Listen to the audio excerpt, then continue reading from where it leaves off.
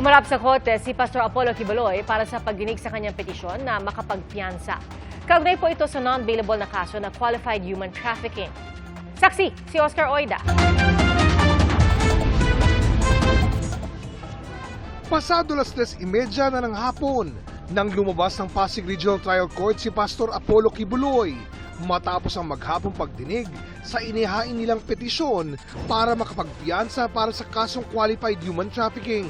Kung tutuusin, non-bailable ang kaso pero hiniling pa rin ito ng pastor na dumalo pa sa pagdinig kahit maluba umano ang ubo.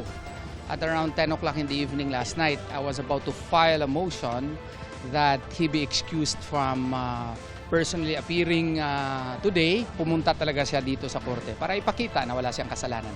Kanina, sumalang sa direct examination ng kanyang private lawyers ang testigo ng prosekusyon na si alias Amanda. Sa darating na Huwebes, i-cross-examine naman siya ng mga abogado ng depensa. Very ready. Kasi pag nagsasabi ka naman ng totoo, handang-handa ka naman kasi wala kang kailangang i-twist sa mga sasabihin mo. Para sa GMA Integrated News, Oscar Oida, ang inyong saksi. Mga kapuso, maging una sa saksi. Mag-subscribe sa GMA Integrated News sa YouTube para sa iba't ibang balita.